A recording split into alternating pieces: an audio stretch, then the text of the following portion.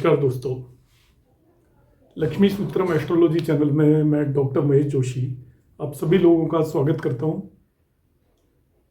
आज मैं एक टॉपिक लेकर आया हूं जिसको हम रेमेडीज या उपचार से रिलेटेड टॉपिक कह सकते हैं। बहुत सारे लोग क्वेरीज भेजते हैं और वो अलग अलग प्रॉब्लम से रिलेटेड रेमेडीज पूछते हैं। तो रेमेडीज़ में जो भी मैंने स्टडी की है और जो भी ज्ञान लिया है उसमें सबसे इम्पोर्टेंट बात यह है कि आप सबसे पहले इस बात पर बिलीव करें कि आपको जो भी रेमेडीज करनी है वो मंत्रों पर बेस्ड होनी चाहिए। कलयुग में मंत्रों के अलावा किसी भी तरह की कोई भी रेमेडी एप्लीकेबल नहीं है और ग्रंथों में भी मंत्रों के अलावा और किसी भी तरह की रेमेडीज का कोई भी उल्लेख है नहीं। तो आप YouTube चैनल देखेंगे तो वहाँ पे कितने ही तरह की रेमेडीज आपको मिलेंगी। कोई कहेगा कि हम 3 मंथ्स में आपको करोड़पति बना देंगे, 3 दिन में करोड़पति बना देंगे, अपना नाम बदल दीजिए, अब 2 दिन में अरबपति बन जाएंगे। इससे कम तो कोई बनाता ही नहीं है वहाँ पर। अब सबसे पहला सवाल ये होता है कि वो सबको जो करोड़पति बना रहे हैं वो सबसे पहले अपना खुद क्यों नहीं करोड़पति बन जाते यदि उनको ऐसी कोई रेमेडीज आती हैं। तो मेरे यहाँ पे पर्पज ना ही तो उनका मक्खर उड़ाना है ना ही कोई और है, पर भी आप लोगों को जागरूक करना भी मेरा ऑब्जेक्टिव है। क्योंकि एस्ट्रोलॉजी का जो ऑब्जेक्टिव होता है सभी लोगों का और स्पेशली मेरा, वो लोगों की लाइफ में कुछ अच्छा करने का है, ना कि उनको भ्रमित करने का है। तो आप कृपया ऐसे किसी भी वीडियो से भ्रमित ना हो जो यूट्यूब पर आपको देखने के लिए मिलेंगे। वो अपनी व्यूअरशिप बढ़ा रहे होते हैं जिससे कि आप देखें, अट्रैक्ट हो और आप उन भ्रम के जाल में फंसे और वैसे कोई भी उपाय करें। तो मैं केवल इतना ही कहूंगा कि आप ऐसे किसी भी उपाय के चक्कर में ना पड़े।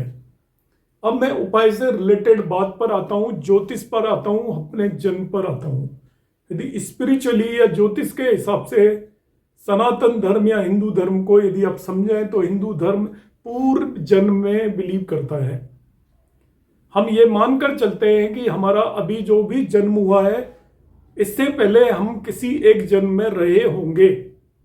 और जो हमारी ये कुंडली बनती है 12 भाव 12 राशियों की और 9 ग्रहों की, नवग्रहों की, ये कुंडली डिपेंड करती है कि हमने पूर्व जन्म में कैसे कर्म किए हैं। उन्हीं जन्मों के बेस पर हमारी ये वाली जिंदगी जाने वाली है।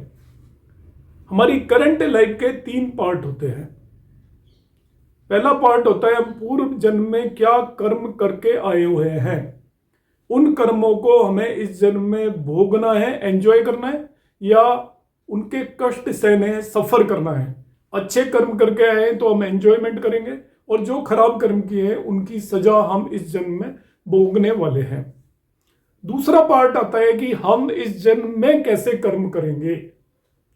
वो हमारी इस जन्म की फ्री विल हमारे माइंड पर डिपेंड करता है, हमारी सोच पर डिपेंड करता है कि इस जन्म में हम कैसे कर्म करेंगे। यदि अच्छे कर्म करेंगे तो हमें अच्छा ही फल मिलेगा, बुरे कर्म करेंगे तो वो बुरे कर्मों का कुछ फल हमें इसी जन्म में भोगना पड़ेगा और बाकी हम अगले जन्म में लेकर चले जाएंगे। तो हिंदू मैथोलॉजी या सनातन धर्म इसी बात पर डिपेंड करता है कि हम पूर्व में भी कुछ थे, इस जन्म में कुछ है और इस जन्म से जाने के बाद हम जब अगला जन्म लेंगे वो सभी कर्म आगे भी ट्रांसफर होते चले जाएंगे। तो जब हमने पूर्व जन्मों में जो कर्म किए हैं उनका फल भी भोगने हैं और सजा भी इस जन्म में भोगनी है। तो कोई भी उपचार पूर्व जन्म में जाकर हमारे कर्मों को चेंज नहीं कर सकता। अब वो कर्म चेंज नहीं हो सकते तो उनकी सजा तो हमें यहाँ पर भुगतनी ही पड़ेगी। अब सजा भुगतनी है तो उस सजा को सहने की ताकत ये सभी उपचार देते हैं। आपकी मैरिज 35 साल की उम्र में होने वाली है, आप 30 साल की उम्र में कोशिश करेंगे तो आप कोई भी उपचार कर लीजिए, वो हो नहीं सकती। क्योंकि विधि ने आपके बारे में पूरी आपकी किताब जिस दिन आप पैदा हुए हैं उस दिन लिख दी है। आपकी लाइफ में जो जो जब जब होना है वो उसी दिन और उसी तरीके से होने वाला है। एक एस्ट्रोलॉजर उस पूरी क्रोनोलॉजी को आपकी कुंडली में पढ़ लेता है। आपकी कुंडली में पढ़कर वो आपको बता देता है कि ये चीज आपके साथ इस वक्त होने वाली है, इसलिए आप सावधान हो जाएं। सावधान होने का मतलब आप अपने कर्मों पर काम करना शुरू करें। आपने सदकर्म किए हैं, सब कुछ आप सही कर रहे हैं, तो वो जो घटना आपके साथ होने वाली है, जो आपको सजा या अच्छाई मिलने वाली है, वो सजा उतनी सीवियर नहीं होगी। आपके अंदर सहने की ताकत होगी और आपको उसको सहने में परेशानियां नहीं होंगी। यही एस्ट्रोलॉजर की ड्यूटी है कि आपको इस डायरेक्शन में गाइड करे, ना कि आपको मैं कुछ भी रेमेडीज बता दूं, क्योंकि आप तो जानते नहीं है मैं आपको क्या बता रहा हूं, और बताने वाले को भी नहीं पता है वो किस बेस पे बता रहा है। कहीं भी मैंने कुछ पढ़ लिया और मैं आपको वो रिकमेंड कर दूं और आप उसे कर रहे हैं, उससे कुछ होगा नहीं होगा उस पर मैं जाना नहीं चाहता, पर भी मेरी ये सलाह है कि आप ऐसी सभी उपचारों से बचें। तो क्या मैं ये कह रहा हूं कि उपचार होते ही नहीं है? उपचार होते हैं, रेमेडीज होती है, रेमेडीज मगर आपको जो करनी है वो मंत्र बेस्ड रेमेडीज करनी है। मंत्र हमें मेंटल स्ट्रेंथ प्रोवाइड करते हैं। मानसिक तौर से ही इंसान किसी भी चीज को एंजॉय करता है या किसी भी चीज को सफर करता है। शरीर एक माध्यम है, मगर सफर और एंजॉय हमारे दिमाग ने ही करना होता है। कष्ट है हमारा माइंड फील करेगा शरीर के थ्रू, एंजॉयमेंट है माइंड फील करेगा शरीर के थ्रू। तो जो चीज कष्ट को फील कर रही है, जो चीज एंजॉयमेंट को फील कर रही है, हमें उसकी रेमेडीज करनी है। और उसकी रेमेडीज एक्सटर्नल नहीं हो सकती, उस तक वो उपाय पहुंचने चाहिए, माइंड तक या मन तक उपाय पहुंचने चाहिए। तो अब मैं उपायों की बात करूंगा। अभी तक मैंने ये भूमिका बनाई थी जिससे कि आपको चीजें थोड़ा स्पष्ट हो, क्लियर हो, आपकी सोच सकारात्मक हो, सही डायरेक्शन में हो, रूढ़िवादी सोच ना हो। आपको रूढ़िवाद से दूर जाना है, अंधविश्वास से दूर जाना है, और साइंटिफिक विद्या है जो ज्योतिष है, और उस डायरेक्शन में जाना है। तो अब मैं आपको बताना चाहता हूं कि हमें किस तरीके से क्या करना है। हमारी कुंडली में हर एक की कुंडली में एक एस्ट्रोलॉजर देखेगा कि आपको किस ग्रह की वजह से परेशानी है, वो एक अलग बात है। मैं पर आज आपको एक ऐसी जनरल बात बता रहा हूं जिसके लिए आपको किसी एस्ट्रोलॉजर के पास जाने की जरूरत नहीं है। अब थोड़ा सा भी आइडिया है, या आज की अब क्लास एंड तक अटेंड करिएगा, आइडिया नहीं है तभी भी आप सीख जाएंगे कि आपको किस ग्रह से रिलेटेड मंत्रों की आराधना करनी है जिससे कि आपकी लाइफ इजीली पास हो। आपकी लाइफ में जो घटनाएं जब होनी है तभी होंगी, मगर तब तक का आपको इंतजार आसानी से करने में सहायता मिलेगी। हमारी कुंडली के 2 ग्रह इंपॉर्टेंट होते हैं। एक होता है, हम जब जन्म लेते हैं तो ये 5th हाउस है ये कुंडली का, इसको फर्स्ट हाउस बोलते हैं, इसको सेकंड, थर्ड, फोर्थ, 5th। यहां पर आपकी कुंडली में हम लाइफ के अंदर एंटर होते हैं इस लाइफ में, और ये हम खुद हैं, हमारी लग्न है, और एंटर होकर यहां पर हम, ये मदर होती है हमारी, माँ की कोख से जन्म लेते हैं और हम खुद बनते हैं, और ये हमारा इस लाइफ के कर्मों को रिप्रेजेंट करता है। इस लाइफ के कर्मों को, ये पूर्व जन्म कर्म या पूर्व जन्म फल या पूर्व जन्म सजा को रिप्रेजेंट करेगा, पुराने जन्म को रिप्रेजेंट कर रहा है, ये इस जन्म के कर्मों को रिप्रेजेंट करता है, और ये नेक्स्ट जन्म में हम यहां से एंटर करते हैं। तो ये 3 हाउस कर्मों से रिलेटेड है। ये पूर्व जन्म कर्मा है, ये करंट जन्म कर्मा है, और ये नेक्स्ट लाइफ में हम एंटर हो जाते हैं। अब नेक्स्ट लाइफ में जहां एंटर होंगे उन कर्मों की तो हम अभी उनमें तो कोई मॉडिफिकेशन कर ही नहीं सकते। हमारे हाथ में जो 2 कर्म होते हैं, एक तो ये कर्म तो हमारे हाथ में है ही करेंटली कि हमने कैसे कर्म करने हैं, और एक ये जो हम कर्म करके आ चुके हैं, तो उन कष्टों से बचने के लिए, उनको सहने की ताकत के लिए हमें जो भी आराधना पूजा करनी है वो 5th हाउस लॉर्ड की करनी है। 5वें भाव का स्वामी हमें पिछले जन्मों के कर्मों की सजा या सुविधा देने के लिए है 5th लॉर्ड। तो 5th लॉर्ड हर एक इंसान की कुंडली में अलग अलग होगा, और उसे आप अपना इष्ट देव मान सकते हो। इस 5th लॉर्ड को मैं इष्ट देव बोल रहा हूं। तो एक तो हमें इष्ट देव पर फोकस करना है, और दूसरा, हर एक कुंडली के लिए कुछ बाधक प्लैनेट होते हैं जो ऑब्स्ट्रक्शन क्रिएट करते हैं, काम नहीं होने देते इस लाइफ में। दूसरे उस ग्रह को पकड़कर उसे खुश करने की हम कोशिश करेंगे, और यहां पे खुश करने के लिए मंत्रों के अलावा कोई भी दूसरी रेमेडीज नहीं है।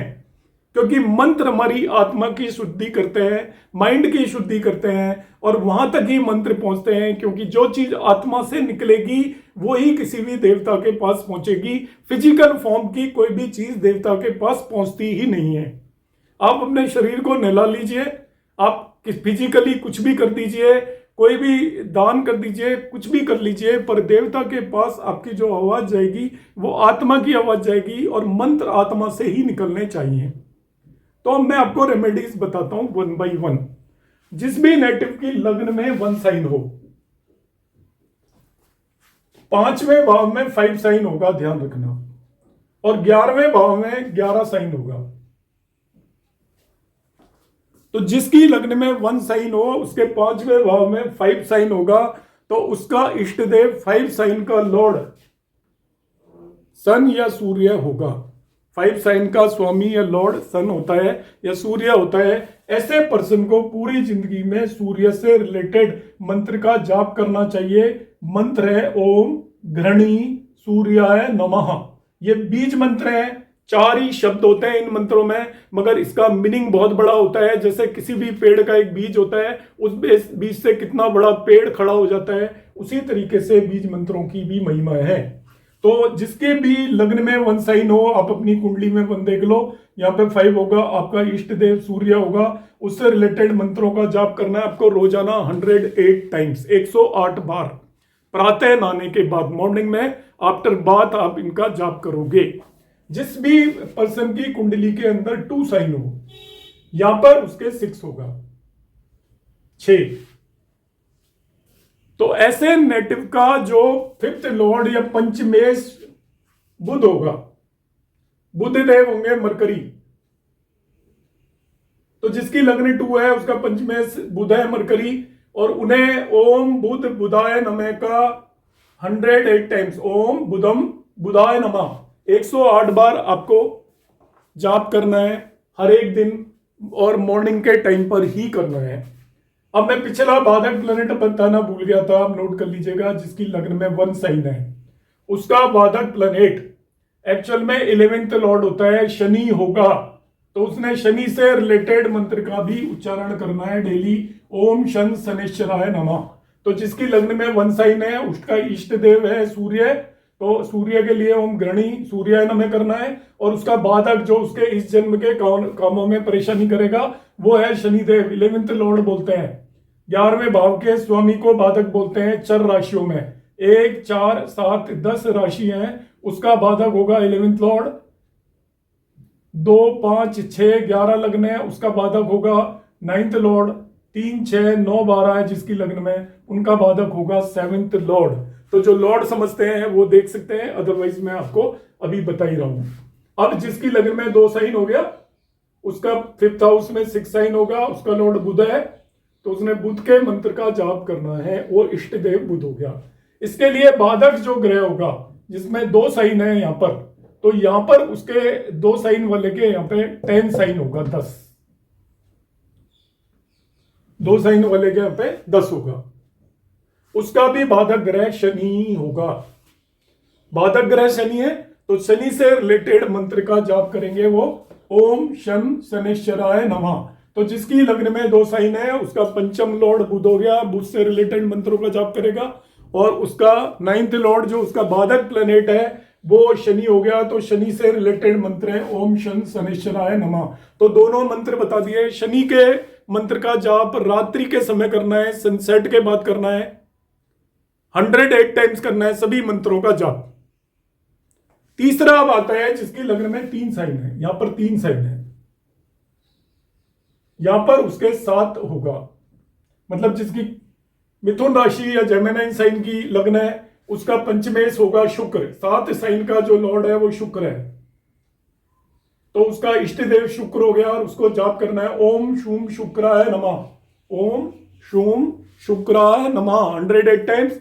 ये भी नाइट में करना है, रात्रि के समय जाप करना है शुक्र का, क्योंकि ये रात में ही बलि होते हैं, जब बलि होंगे तभी वो फल दे पाएंगे।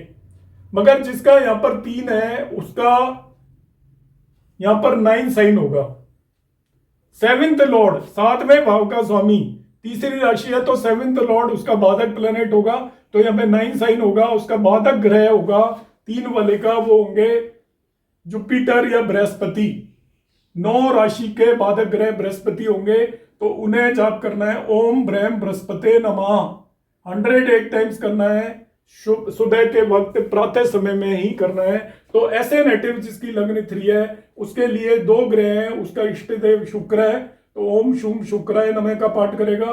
उसके लिए बाधक ग्रह जुपिटर है, तो ओम ब्रह्म बृहस्पति नमः। गुरु है तो गुरु के मंत्रों का वो जाप करेगा। नेक्स्ट अब हम बात करेंगे जिसकी लग्न के अंदर कर्क राशि की लग्न है 4, तो यहां पे वो 8 आ जाएगा, और उसके लिए बाधक ग्रह ये भाव होगा बाधक, यहाँ पे 2 साइन होगा।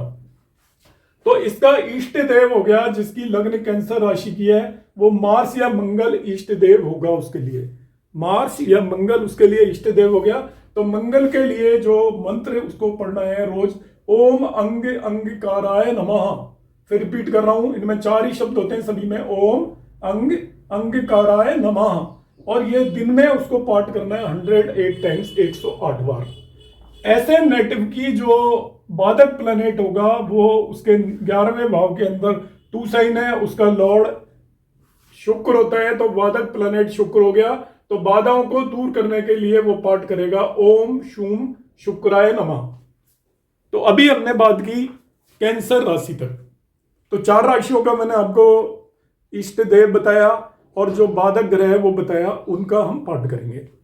अगला हम करेंगे जिसकी लग्न के अंदर सिंह राशि की लग्न है, जिस भी नेटिव की, तो यहां पर सिंह राशि की लग्न वाले नेटिव की 5वें भाव में 9 साइन होगा या धनु राशि होगी। तो धनु सैजिटेरियस उसका स्वामी बृहस्पति होता है, तो जिसकी लग्न सिंह या लियो है उसका पंचमेश या इष्ट देव गुरु होंगे या बृहस्पति होंगे। तो उन्होंने ओम ब्रह्म बृहस्पति नमः का दिन में 108 बार पाठ करना है। तो यहाँ पे 9 साइन हुआ, इसका बाधक प्लेनेट यहाँ इसका लॉर्ड होगा, या 9 है तो 10 11 12 1।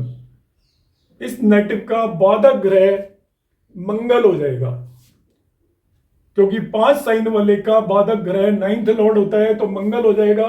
तो जिसकी लग्न के अंदर 5 साइन है या लियो साइन है या सिंह राशि है, ऐसे नेटिव का पंचमेश इष्ट देव बृहस्पति है, तो ओम ब्रह्म बृहस्पति नमः पाठ करना है। और उसका बाधक ग्रह मंगल है, तो ओम अंग अंगकाराय नमः का उसको पाठ करना है।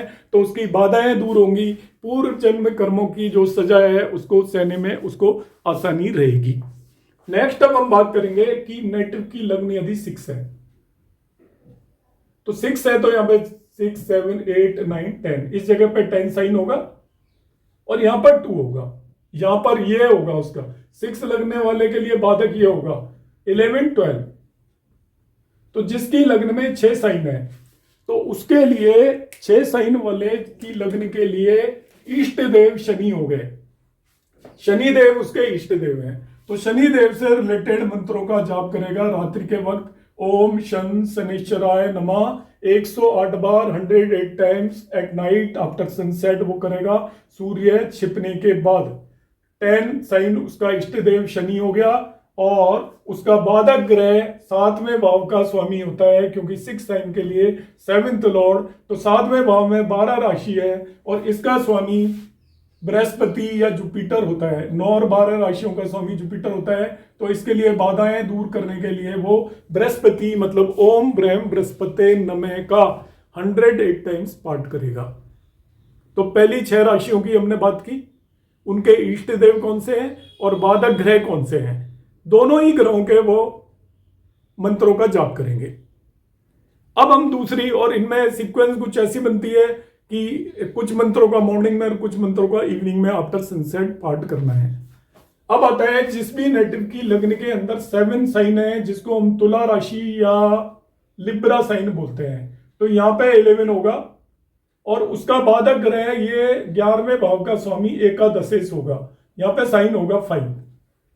तो इसका इष्ट देव जिसकी लग्न तुला राशि है या लिब्रा है, इष्ट देव शनि देव होंगे।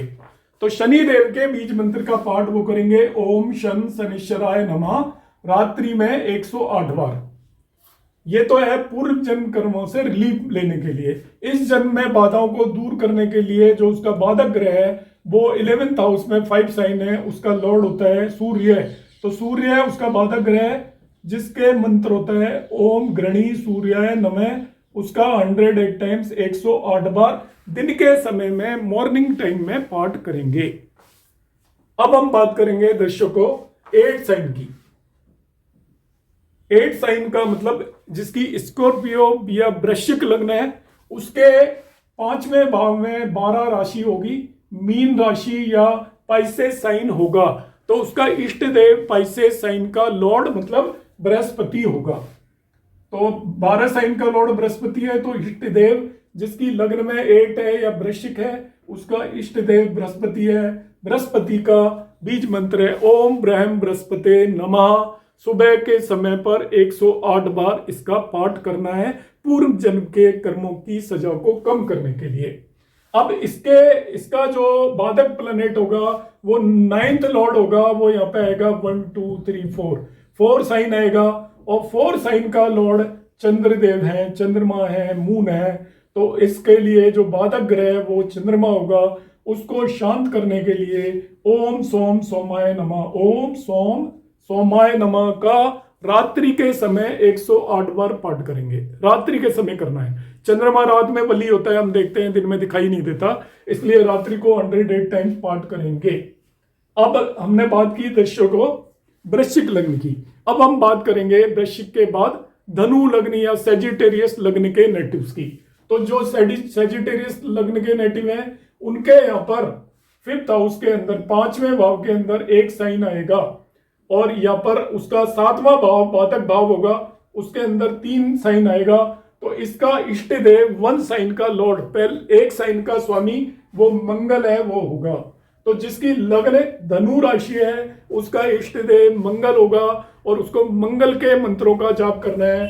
ओम अंग अंगकाराय नमः दिन के टाइम पर 108 बार वो पाठ करेंगे पूर्व जन्म कर्मों से मुक्ति पाने के लिए। इनके जो बाधक ग्रह होंगे वो 7वें भाव के स्वामी होंगे। 7वें भाव में 3 राशि है, उसके स्वामी बुध होते हैं। तो बुध का उनको जाप करना है ओम बुधम बुधाय नमः 108 टाइम्स 108 बार दिन के समय पर वो जाप करेंगे बुध देव का। अब जातक को हम बात करेंगे नेक्स्ट 10 मकर या कैप्रिकॉन राशि की। यदि कुंडली की लग्न में कैप्रिकॉन राशि है तो 5वें भाव में 2 साइन होगा। तो 5वें भाव में 2 साइन का मतलब है 2 साइन का लॉर्ड शुक्र या वीनस होता है। तो वीनस से रिलेटेड मंत्र ओम शुम शुक्राय नमः का 108 बार पाठ करना है सनसेट के बाद, क्योंकि उसका पंचमेश पूर्व जन्म कर्मों से मुक्ति के लिए शुक्र का पाठ करेंगे। पंचमेश शुक्र है, पूर्व जन्मों के जो भी काम है उनका लॉर्ड ये है। इसके लिए बाधक ग्रह होगा 11वें भाव का स्वामी, क्योंकि 10 राशि है तो 11वें भाव में 8 साइन होगा 8, और 8 साइन का लॉर्ड बाधक ग्रह हो गया मंगल देव। तो कैप्रिकॉन या मकर लग्न के नेटिव्स के लिए इष्ट देव हुआ शुक्र और बाधक हुआ मंगल। तो मंगल के मंत्र ओम अंग अंगकाराय नमः का 108 बार उसे पाठ करना है दिन के समय पर मॉर्निंग में। तो अब हम बात करेंगे कुंभ या एक्वेरियस लग्न के नेटिव की। उसके 5वें भाव में 3 साइन होगा, तो उसका इष्ट देव 3 साइन का लॉर्ड बुध होगा। जेमिनाइन साइन है, उसका लॉर्ड बुध होगा मरकरी, तो उसका इष्ट देव मरकरी हो गया। उसने मरकरी ओम बुधम बुधाय नमः का 108 टाइम्स डे टाइम पर पाठ करना है। 108 बार पाठ करेंगे तो उसका पूर्व जन्म कर्मों के सजाओं से उसे आसानी रहेगी, मुक्ति मिलेगी। इसके लिए जो बाधक प्लैनेट होता है 11 साइन के लिए वो 9th लॉर्ड होता है। तो 9th हाउस ये रहा, यहाँ पे 4 5 6 7 साइन होगा।